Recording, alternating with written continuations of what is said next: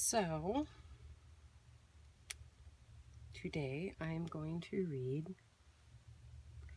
a weekend free write that I wrote last week called A Fate Worse Than Death. A Fate Worse Than Death. Gudrun, the mistress of the Keeper's Club, turned to me and pointed her finger. Her hand was steady, even though it looked to be covered with flesh that had to be at least 1,000 years old. The skin was like leather stretched around her bony fingers, like it had been put there to dry in the sun. I stood resolute in her presence. I showed no fear, although inside I was quaking with it. I had made a grave mistake, and I knew it. I would not shame myself or my family by acting the sniveling coward now. At the time, I thought for sure I was making the right decision. Once the choice had been made, I hadn't wavered in my commitment. The princess had to die. I knew it, she knew it, and her family, although devastated, knew it. It was meant to be. It was their only way the race would survive. Now, facing my punishment, I let my gaze drop to the floor. Gudrun took a shuffling step towards me, her feet barely seeming to touch the floor. The crowd waited, barely breathing, leaning forward as she approached me. I kept my eyes down, trying to avoid looking at the crowd, not wanting to know what they thought of me in this moment. The only people whose opinions I cared about were not allowed in the chambers during these proceedings. Of course not. No one wanted to hear the wailing of my wife and child once the decree was spoken aloud. Look at me. I flinched at her endearment, afraid to meet her eyes, but still bringing my gaze back to meet hers. Leave. Her eyes held sorrow, but there was no way out. I was banished. I had feared death, but this may have been worse. I ran from the room, the doors sliding open, maybe even faster than normal, as even they sensed my need for haste. I pedaled out of the chamber, knowing my only way was forward. The ancient bicycle had come from the old world, but it was my only mode of transportation. I knew that time was of the essence. Gudrun loved me like a son, but even she wouldn't be able to hold back the wrath of the entire society once they found out she had essentially released me. I had to get home to my family. I rode as fast as I could, mentally preparing myself to be overtaken at any moment by the personal ships that the guards flew. No way I could outpace them on this relic. If only I had known the outcome of the meeting this morning, I would have brought our family's personal ship.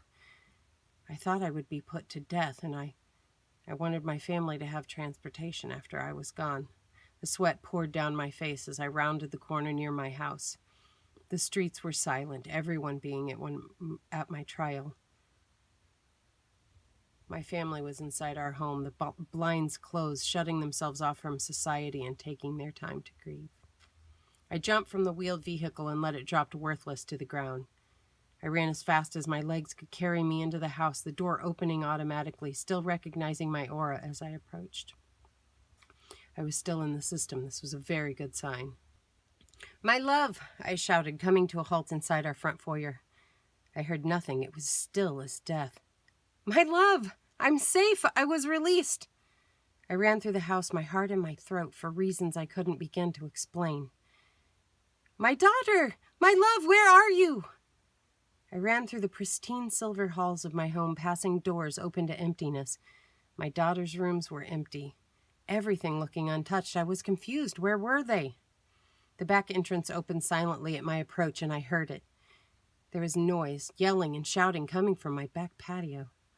What is going on? I thought as I went racing out the back. I stopped in shock. A vision of horror that I would never be able to unsee unfolded in front of me. The guards, they were there.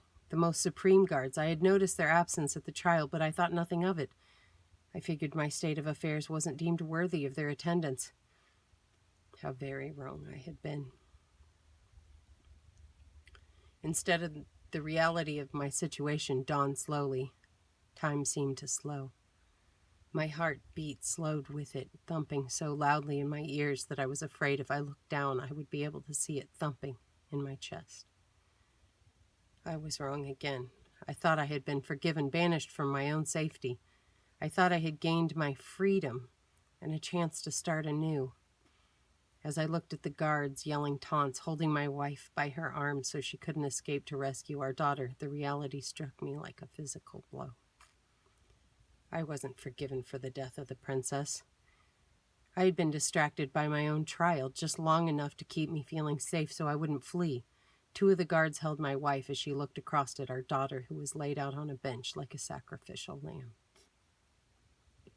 My daughter was sobbing, silent, tears flowing down her face and soaking her hair. The guard standing above her met my eyes. "It is time," he said. He raised his sword high above his head. "No!" My wife screamed with an agony I would never hear again as the sword sliced through the air towards my little girl. The breath left me and time slowed even more. I tried to step forward too late. I knew I was too late. I reached out and saw the blade come down, severing my daughter's head from her body. My wife's screams were the only thing I heard, down to the marrow of my bones, my soul shattering into a million pieces. I hadn't been given my freedom. I had been sentenced to a fate worse than death. They had taken my daughter, and with it the love of my wife. I had lost everything, and would still be forced to live out my days knowing I alone destroyed everything that was dear to me, with one horrible mistake. The end. So, that is my weekend free write. That is my author reading, and this has been. Come read some more of my stories. They aren't all so morbid.